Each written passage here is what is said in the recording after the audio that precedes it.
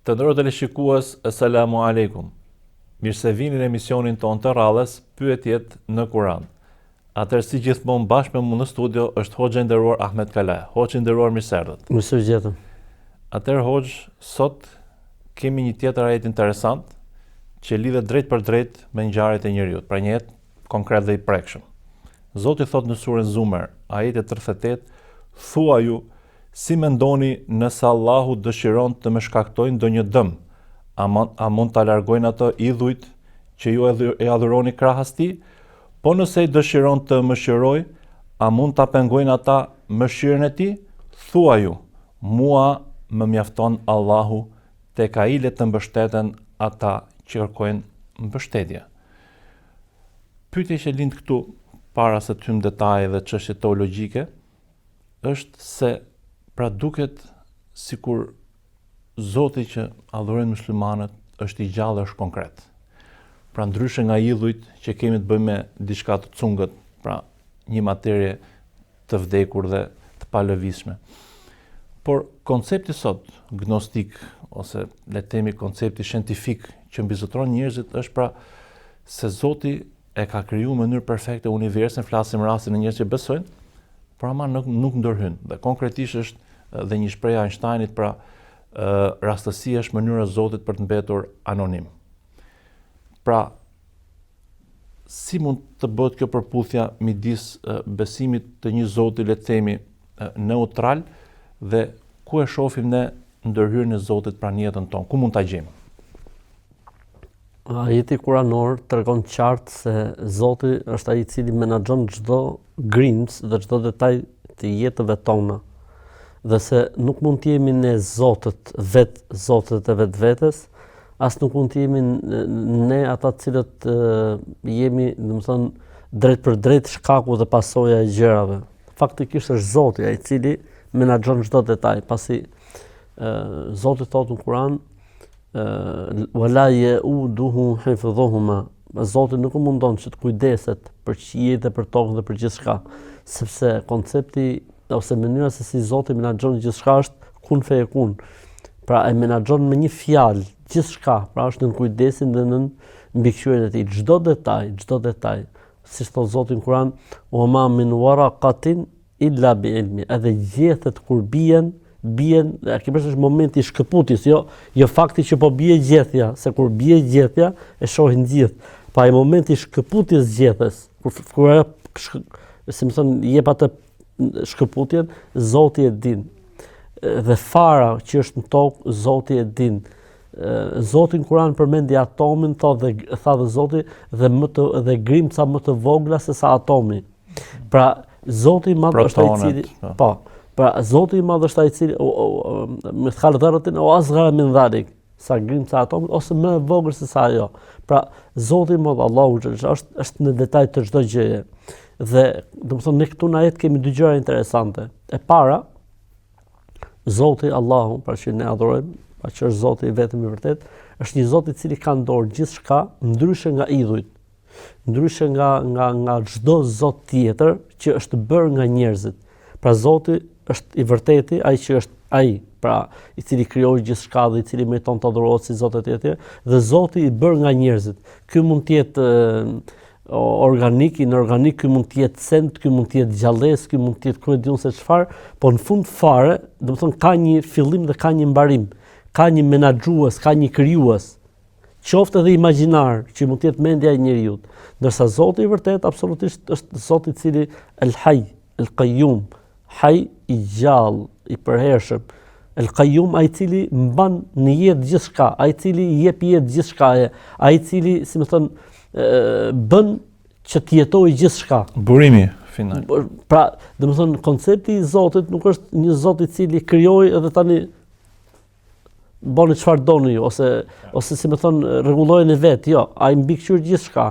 Normalisht na ka dhënë linjat, na ka dhënë aftësinë për të kuptuar ligjet e universit, ligjet e natyrës, ligjet e funksionimit të gjërave kështu me radhë, mirë po, në fund fare dhe në fillim fare dhe në mes fare, pra në gjithë situatën është Zoti ai i cili menaxhon situatën. Pra, nuk mund të jetë asnjëherë njeriu Zot, nuk mund të jetë asnjëherë njeriu i pavarur nga Zoti. Për këtë arsye, po ta shohësh ajetin në fund fare çfarë thotë, Alehi tawakkaltu wa alehi falyatawakkalul mutawakkilun. Unë Zotit të mbështetem, por porosia ime është që edhe ata që duan të mbështeten diku, le të mbështeten Zotit. Sepse njeriu në natyrën e tij ka dobësi, sepse njeriu ka nevojë për vartësi dhe o fuqinë për dobësinë e tij do ta gjej tek e vërteta te i vërteti, o do ta gjej tek çdo lloj gjëje tjetër, po është e kot dhe e pavërtet. O do ta gjej aty ku më të vërtet do të gjej burimin e fuqisë dhe të energjisë, ose do ta gjej diku tjetër që mund të mashtrohet, por faktikisht nuk është mbështetje e vërtetë. Për këtë arsye për gjëra interesante është se Zoti kur foli në ajetin e parë që i zbriti profetit Muhammed alayhis salam tha: "Iqra bismi rabbikal ladhi khalaq, khalaqal insana min alaq." Lexo me emrin e Zotit tënd i cili krijoi gjithçka, e krijoi njeriu nga alaq. Alaq është diçka që rrin e ngjitur, e varur. Pra njeriu e ka origjinën që patjetër duhet të varet diku. Patjetër duhet ngjitet diku. Se Zoti mund të kishte përmend në një fazë tjetër, mund të kishte përmend fazën e mudghas aty në ajet, mund të kishte përmend një fazë tjetër zhvillimit të embrionit. Mund të kishte përmend nutfen, jo përmendi pikërisht alaka. Alaka që rëndon për kthehet gjaku i ngjitur, por faktikisht është trofoblast quhet miksi. Copza e ngjitur është ai momenti 2 javë të para, miksi e quhen trofoblast. Kur vezori rrin qafën e mitrës. Pra nuk ka domethënë nuk ka përshkrim më të bukur për zhvillimin e embrionit se sa përshkrimi kuranor. Është origjina jon fakt. Dhe Zoti e quajti domethënë e krijoi njeriu nga pra njeriu ka nevojë të varet diku, ka nevojë të mbështetet diku. E ky është Zoti dhe duhet të jetë Zoti. Pra kemi dy gjëra në ajetin kuranor. Kemi faktin e parë që kemi një Zot i cili menaxhon gjithçka dhe se njeriu nuk mund të jetë Zoti vetvetes, po ka nevojë të mbështetet Zotit. Dhe gjëja e dytë, çdo gjë tjetër përveç Zotit nuk ka në dorë që njeriu të sjellë dëm apo dobi. Përveç se nëse Zoti në një moment caktuar lejon. Pra ka mundësi që Zoti në një moment caktuar të lejojë të kotën të ketë ngadhnim si sprov për mbarësit e të vërtetës. A do të gjynjëzohen, a do të kthehen mbrapsht, a do të fillojnë dyshojnë, apo do të vazhdojnë të mbrojnë të vërtetën, edhe pse do të jenë pakicë, edhe pse kjo do të ketë nevojë për sakrifica, edhe pse do të ketë nevojë për djerës, për mund të kështu me radhë.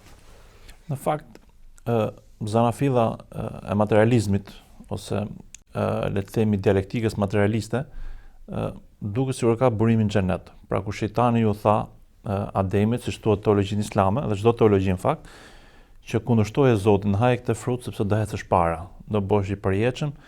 Dhe një lloj dhe sot shkencëtar ndryshëm thonë që po dyshum dhe po vëmë dyshim Zotin, shkenca do eci para. Mirë po, Spinoza, pra një lloj le ta quajmë kështu preludit asaj që do më bërë pyetjen, thotë që duke qenë se Zoti është absolut dhe i pagabueshëm, ne si qenie dobta dyshojmë ke Zoti për shkak të dobësisë tonë. Dhe dakord, ju e sqaruat që Zoti vazhdon ndërhyjë në një mënyrë të sofistikuar, pra të paperceptueshme nga njeriu që është i dobët, është i kufizuar e kështu me radhë. Por a mund të na thoni disa element të ndërhyrjes së Zotit në jetën e njeriu? Pra kush janë disa ligjësi që ne mund t'i shohim rëndom dhe mund ta hasim? Atëherë duke filluar qysh nga krijimi i njeriu. Pra mënyra se si zhvillohet embrioni në barkun e nënës, mënyra se si zhvillohet cikli i jetës. Nuk ka ndodhur ndonjëherë e kundërta. Pra çdo gjë ecën në bazë të një rregulli i cili nuk ndryshon kurrë. E dyta, ne nuk zgjedhim, domethënë le të themi as kohën, as dëshirë. Domethënë ne vim në këtë botë me dëshirën dhe me vullnetin e Zotit. Jeta e kësaj bote, mënyra se si zhvillohet jeta e kësaj bote, pra toka, dielli, qielli, ajri, çdo gjë që është në jetën e kësaj bote, nuk është në dorën tonë. Është e menaxhuar nga Zoti. Nga 10.000 spermatozoide vetëm një doli që t'ia dilte dhe kjo është pra që ishim ne, pra probabiliteti është shumë i vogël që tjetra, mënyra se si zhvillohet jeta e çdo individi është unike. Dhe çdo njeri në jetën e tij dhe në botën e tij e ndjen Zotin dhe ndërhyrjen e Zotit. Ka nevojë për Zotin, i lutet Zotit. Për këtë arsye, domethënë, Beteja më e lehtë për të fituar është beteja e pranimit të Zotit nga çdo njeri, sepse Zoti domethënë besimi në Zot, nevoja për Zotin, vërtetësia e Zotit është e gatuar tek çdo njeri, domethënë është shumë e lehtë. Për shembull, thuhet mua për shembull ndonjëherë që do të ulem me hosh me një ateist për shembull. 2-3 muhabete thotë unë nuk është se s'besoj në Zot. Pra Zoti është tek gjithë secili prej nesh, pra gjithë secilit prej nesh, Zoti i Madh i ka dhënë aq shumë argumente, aq shumë fakte, saqë nuk ka njeri, nuk gjen njëri. Për këtë arsye edhe profetët e Zotit në përgjithësi nuk e kanë pas betejën me njerëzit në Zotin, është apo nuk është.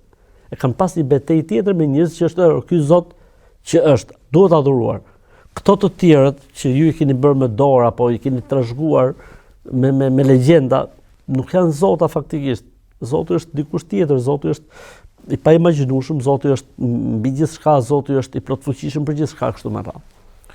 Në fakt, ne thamë që ndihma e Zotit, pra vazhdon të vijë njeriu dhe na rry nga e keqja. Po në ato raste kur nuk vjen ndihma e Zotit, ose të paktën në aparencë duket sikur Zoti s'po na ndihmon, pra çfarë urtësie mund të ketë këtu? Prezenca e Zotit apo ekzistenca e Zotit apo ndërhyrja e Zotit në detajet e jetës sonë nuk do të thotë që të na përgjigjë gjithmonë kur kemi nevojë. Të na gjendet gjithmonë kur ne kemi hall dhe siklet, se mund të jetë pjesë e provimit. Pra hatta yaqula ar-rasulu walladhina amanu ma'ahu mata nasrullah. Mund shkoj puna tek njerëzit që mbartin të vërtetën, deri në situatë që thonë, po kur më po vjen ndihma e Zotit, ku është? Pra mund të sprovohen deri në atë shkallë. Ajeti nuk kupton që mund të sprovohen deri në atë shkallë, që po të ishte për të folur do të kishin thënë kështu. Se profeti nuk thot kur ashtu, as besimtarët e vërtet nuk thon kur ashtu. Po natyrë njerëzore ndonjëherë, po. Po të ishte në normalitetin do ta kishin thënë këtë fjalë. Pra, mungesa e ndihmës, mungesa e triumfit të vërtetës, mungesa e ngadhnimit të vërtetës, ose mungesa e përgjigjes në një nevojë që ne mund të kemi në jetë, mund të jetë pjesë e sprovës, mund të jetë pjesë e edukimit, mund të jetë pjesë e pastrimit, e urtësisë, mund të jetë pjesë e urtësisë. Pra ndoshta Zoti i Madh nuk na përgjigjet se do të na japin botën tjetër. Ndoshta Zoti i Madh nuk na përgjigjet se do të na ruajë nga fatkeqësitë që janë shumë më të mëdha se sa kjo që ndodhi. Pra ne nuk i dimë sekretet dhe urtësitë e Zotit. Për këtë arsye edhe njeriu domethënë s'duhet lodhet së kërkuari dhe duhet të presi domethënë nga Zoti duke bërë shkaqet edhe sebepet. Pra ne duhet i lutemi Zotit, duhet bëjmë dua, duhet bëjmë sebepet. Pastaj nëse ndodh, elhamdulillah, shoqëri Zotit. Nëse nuk ndodh, prapë themi elhamdulillah. Për këtë arsye ka një fjalë bukur Omer ibn Khattab radhiyallahu ta'ala anhu, si thoshte, të parët tanë kanë thënë, nuk bëhemi, domethënë nuk mbartim stresin e përgjigjes, po mbartim stresin e lutjes. Pra, domethënë neve nuk na angazhon fakti se po na përgjigjet apo jo Zoti. Neve na angazhon ose na preokupon fakti se apo i lutemi atij apo jo. Qartë. Sepse ajo që ne duhet bëjmë është lutja dhe duaja. Kurse ajo është e Zotit pastaj. Pra detyra jonë është që ne t'i lutemi, që ne të kërkojmë prej tij. Madje ka një fjalë prej Omerit radhiyallahu anhu, thotë që kur lutem për diçka dhe nuk e marr përgjigjen, unë kuptoj thotë 3 urtësi të Zotit. E para, unë kuptoj që ajo që zgjedhja e Zotit është më e mirë se zgjedhja ime.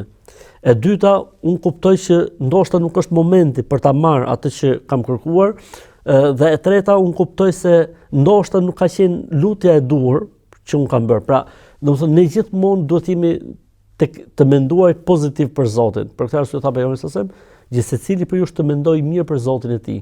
Pra Zoti nuk është se nuk po na jep se s'ka. Zoti nuk është se nuk po na ndihmon se s'mundet. Zoti nuk është se i mungon diçka për momentin që s'po na përgjigjet. Ai ka, ai di, ai ka të gjitha mundësitë, por është urtësia e Zotit që nuk po na përgjigjet. Pra le të themi me shembull kështu, le të themi të thjesht fare, fëmia ty të kërkon. Dhe ti jep, të kërkon prapë dhe ti jep. Dhe vjen një moment që ti nuk i jep më fëmis. Faktikisht i ke lek. Qartë. Po pse nuk i jep? Sepse do ta edukosh që ai mos mësohet keq, do ta edukosh që ai të mësohet me punë, do ta edukosh që ai të bëhet i dobishëm për veten e vet, mësohet me kuptimin e vështirësisë të fitimit paras etj. Për ti mund të kesh shumë urtësi. Mirë pa ai çfarë thot? Ai baba im është koprazë. Shkon aty në xhami për shembull, jep për sadaka, jep për iftare, kurse mua janë fëmia vet dhe nuk më jep. Unë di fëmijë të tillë që ankohen nga prindërit e tyre. Se thot baba im bën bamirësi, është ku dëgjon etj, kurse neve na mori shpirtin. Faktikisht aty nuk mungon asgjë. Por për disa, le të themi, komoditete që ai kërkon nga jeta, babai nuk e përgjigj gjë se s'ka mundësi. Po do që ta edukoj. Dhe ndonjëherë Zoti do të na edukojë neve. Sikur po na thotë, ore, njeri, shif mos ke diçka ti që s'shkon, mos po kërkon diçka të gabuar, a e kupton që nuk është momenti për këtë gjë? Jo, më jo, do të jap diçka tjetër më të mirë. Kështu që domethënë mos ardhja apo mos ndihma në situata dhe rrethana të caktuara nuk do të thotë se ai nuk është, as nuk do të thotë se ai nuk na do, as nuk do të thotë se ai nuk e ka mundësinë, po do të thotë që ai po na përgatit për diçka më të mirë, ose po përgatit për ne diçka që është më e mirë. Atëherë, ju shpesh në për emisionet tuaja, mësimet tuaja, ligjëratat tuaja, por edhe në këtë emision kemi thënë që e keqja nuk ja atribuohet Zotit. Ndërkohë ajeti thotë, pra nëse Zoti dëshiron të më shkaktojë ndonjë dëm, a largojnë atë idhujt tuaj? Pra si është përputhja këtyre dy gjërave që na parës nuk duken? Po, normalisht çdo gjë është e krijuar nga Zoti. Tani e keqja ka dy këndvështrime. E keqja në raport me atë që na ndodh neve. Normalisht ka të këqija që na ndodhin. Për këtë arsye ne themi khairihi wa sharrihi min Allahi ta'ala. Kur themi besimin qadar, e mira dhe e keqja vjen prej Zotit. Mirë, po e mira dhe e keqja vjen prej Zotit është në konceptin njerëzor, në konceptin ton si krijesa, ndërsa Zoti i Madh çdo gjë që ka bërë perfeksion. Pra edhe e keqja e krijuar nga Zoti është perfeksion. Edhe djalli i krijuar nga Zoti është perfeksion. Edhe si më thon çdo gjë që ekziston prej fatkeqësive është një, si më thon, është një normë ekuilibruese e jetës në tokë. Ne nuk e kuptojmë, sepse ne shohim tërmetin si tërmet, ne shohim flakën si flakë, ne shohim vdekjen si vdekje, ne shohim sëmundjen si sëmundje dhe vështrimi jon është vështrim njerëzor. Po faktikisht Zoti i Madh mbas asaj gjë ne e shohim luftën, po Zoti i Madh ka urtësi të veta. Laula daf'ullahi ba'dahum ba'd lafasadat al-ard. Po mos kishte përplasje, do të shkatërrohej gjithçka. Domethënë kjo përplasja, këto problematikat që ndodhin faktikisht zhvillojnë jetën në një mënyrë apo në një formë tjetër. Përplasja të kundërtave sjell harmoni, thot Herakliti. Kështu që çdo gjë ka urtësinë e vet, çdo gjë ka atë sekretin e vet. Pra ne themi në hadith pejgamberit sa nga thënë wa sharru laysa ilayk. O Zoti s'bën keq. E vërtetë është që Zoti s'bën keq. S'bën keq me kuptim nuk bën diçka të gabuar. S'bën keq, domethënë nuk është e keqe ajo që bën Zoti. A mund të jetë për ne e keqe? Po, mund të jetë për ne e keqe. Mund të jetë për ne e dëmshëm? Po, mund të jetë për ne e dëmshëm. Pra për ne si krijesa, për ne domethënë që domethënë konfrontohemi, për ne që si më thon kemi përballjen, është vërtet që mund dëmtohemi, mund smuremi, mund të na ndodhin fatkeqësi etj, por në fund fare Zoti ka sekretet e veta. Kështu që nuk mohohet si koncept i prezencës, por mohohet në konceptin e veprave të Zotit. Tek veprat e Zotit çdo gjë është perfeksion, pavarësisht se efektet e saj mund të jenë dëmi, efektet e saj mund të jenë tërmeti, efektet e saj mund të jenë luftrat, aty ka urtësitë e veta i Madh i Zot, Për shembull, të vdekurit besimtar janë në xhenet. Ata që për shembull vdesin në rënoja janë dëshmor, ata që vdesin prej flakës janë dëshmor, flasim gjithmonë nga besimtarët. Pra Zoti ka urtësitë e veta, mirë pa ata që vdesin dëshmor marrin dhe njerëzit e vet, dhe familjarët e vet, dhe ndërmjetësojnë, pra janë shumë urtësi të Zotit. Ata fëmijët e jetim do të ketë njerëz që do të kujdesen për ta, këta quhen kujdestarët e jetimit, janë bashkë me profetët e Zotit. Pra janë shumë urtësi dhe gjëra, do të thonë që Zoti i Madh i ka fshehur pikërisht në këto, le të themi, të këqija që neve na ndodhin. Për këtë arsye në hadithin e njohur, hadithin e krijimit, thotë dhe e krijoi të keqen ditën e martë ndoshta kjo mund të jetë dashje njerëzit thonë dita e martë është ditë tersi, s'ka lidhje Marta Zez, po. s'ka lidhje me terslikun. Dhe e keqja kur është komentuar kanë thënë, domethënë ajo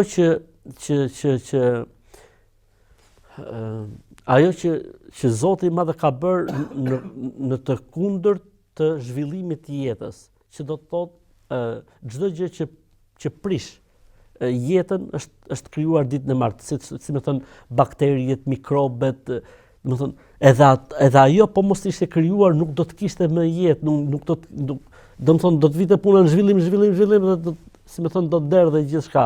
Dhe Zoti pikërisht ka krijuar në pojza këtë pra të keqin që është quajtur në hadith, dhe kjo pikërisht shërben që të ekzistojë jeta dhe të ekzistojnë balanca dhe ekuilibrat në jetë. Atëherë Hoxh, ekziston edhe një nënpyetje që mund gjej vend natyrshëm tek kjo pjesë, por që do të bëjmë një shkputje dhe rikthehemi sërish për ta vazhduar në pjesën e dytë.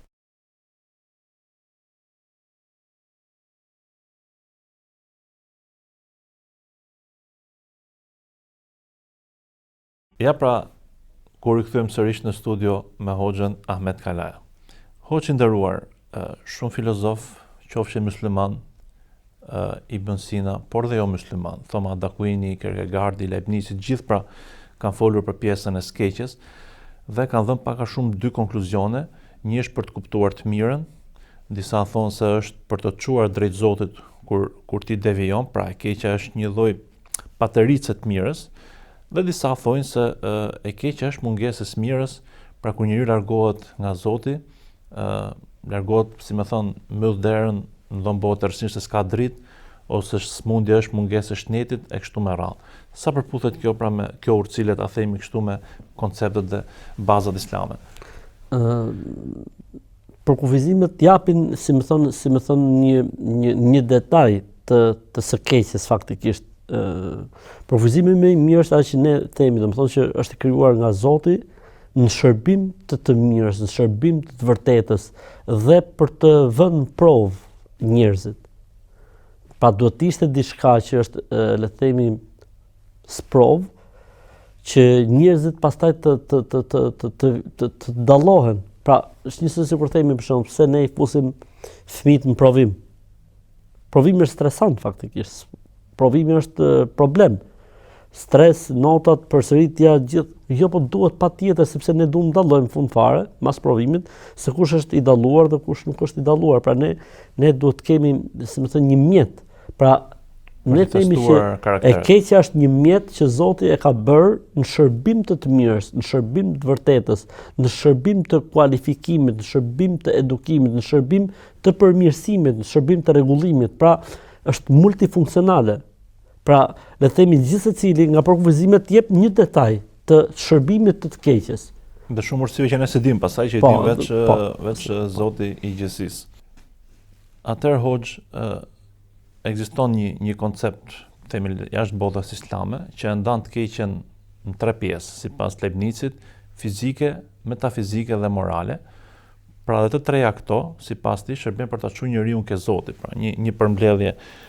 Po në Islam, si kategorizohet e keqja? Pra kush është e keqja më e madhe, më e vogël, pra kush është standardi? Edhe Islami bën jo, nuk është e keqja e gjitha njësoj, ka keqje të mëdha, që është shirku, idhujtaria, mohimi i Zotit, mohimi i Kur'anit, mohimi i haditheve të pejgamberit alayhis salatu wassalam, mëkatet e mëdha, gjunahet e mëdha, bidatet e mëdha, të quhen e keqja e madhe.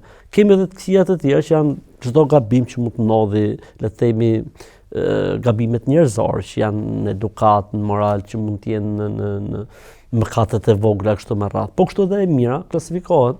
E mira e madhe që është njohja e Zotit, pranimi i Islamit, besimi çdo gjë që ka njoftuar për të Zotit dhe dërguarit i tij sallallahu alajhi wasallam. E mira e madhe është ti të përmbash farzeve. Ka edhe të mira më poshtë të madhe që është të bësh synete, të bësh gjëra të pëlqyeshme etj. Pra edhe kemi klasifikim. Pra nuk mund të krahasohet për shembull njëri i cili mohon Zotin me njëri i cili pin alkol. Qartë. Por e beson Zotin. Ky është tjetër dhe ky është tjetër. Njëri i cili pin alkol me njëri i cili, le të themi, bën një gjuna tjetër që është një gjuna i rëndomt. Pra nuk mund të krahasohet. Ka edhe këtu klasifikim. Po edhe tek e mira, nuk mund të krahasohet njëri i cili bën bamirësi me njëri i cili fal namaz. S'ka dyshim që ai që fal namaz është në top list.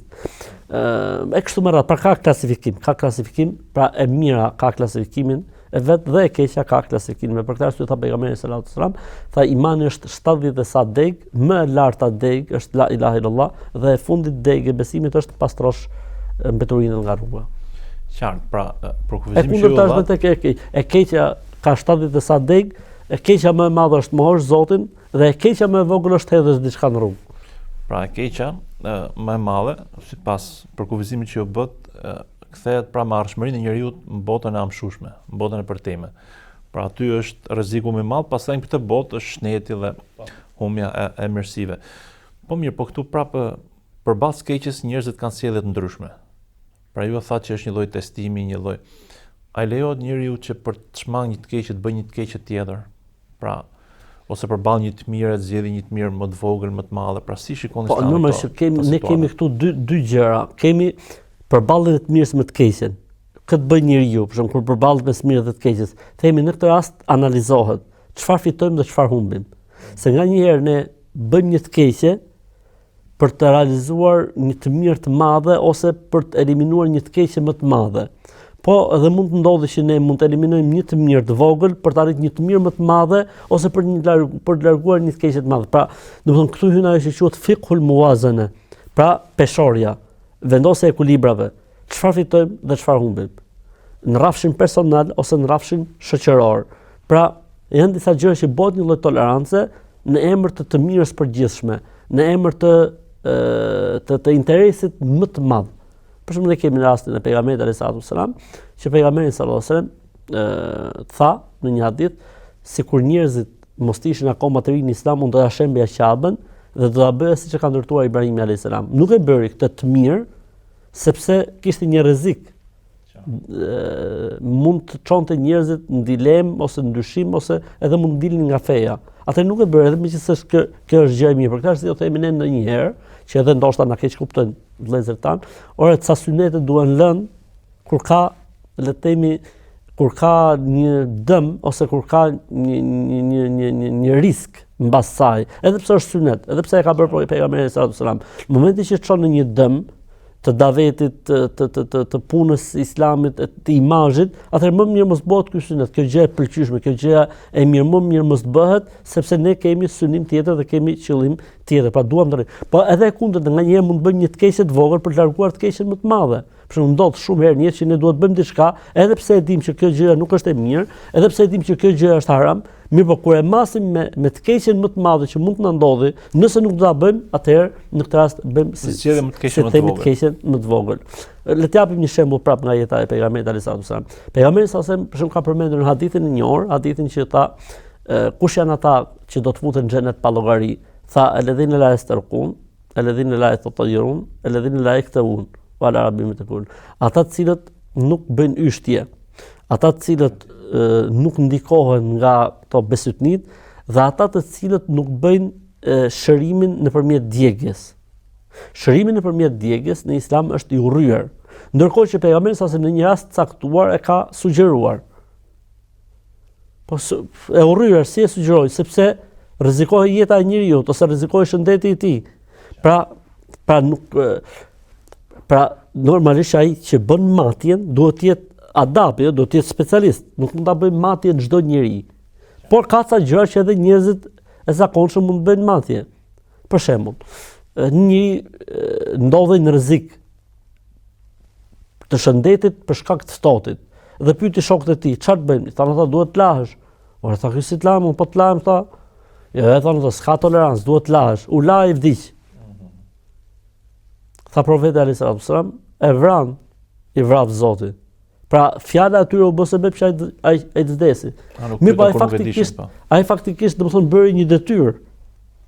Dhe çoi kënd vdekjen e tij, ndërkohë që ka zgjidhje tjetër, sepse Islami thotë nuk e kërkon Zoti njeriu te mundësive të tij. Pra desha me thënë me gjithë këtë që gjërat peshohen. Dhe duhet të jetë dikush që është, si më thon, një specialist i fushës i cili bën matjen e gjërave dhe në momentin që ai me matjet që bën mbase njohurive që ai ka, atëherë ai jep përparësi kësaj ose jep përparësi kësaj tjetër. Po njihet në Islam që mes dy të mirave mund të eliminojmë të mirën më të vogël për të realizuar të mirën më të madhe dhe njihet në Islam që mes dy të këqijave të realizojmë të keqen më të vogël për të ruajtur veten apo shoqërinë nga e keqja më e madhe.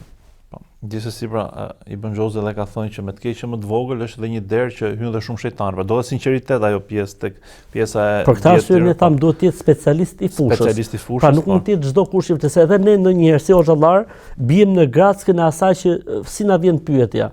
Pra mund na formulohet pyetje në atë formë që personi don përgjigje X caktuar. Mirë, po nuk e di zemrën askujt. Unë marr pyetjen siç më vjen dhe ja përgjigjen siç më vjen pyetja. Kështu që domethënë edhe ne duhet të jemi pak më zgjuar në të themi kështu, po edhe njerëzit duhet të jenë sinqert. Pra duhet ta tregojnë gjën ashtu siç është, që të marrin përgjigjen e vërtetë dhe jo përgjigjen, të marrin përgjigjen e duhur dhe jo përgjigjen që duan. Qartë, e vërtet. Pra ideja është domethënë edhe klerikët përveç se e dinë, por si më thon kanë edhe një lloj trajnimi më të fortë shpirtit dhe kanë edhe sinqeritet, pra mund të japin atë recetën më të saktë se sa dikush që pretendon që është intelektual i arrir edhe jep receta çuditshme, pra që kjo ishte ajo në thelb që po synoshëm. Atëherë Hoxh, unë ju falenderoj si gjithmonë. Faleminderit dhe juve. Besoj në emër të rishikuesve që ishit sot me ne. Gjithashtu falenderoj të rishikuesit për vëmendjen që na kushtuan edhe në emisionin e sotshëm.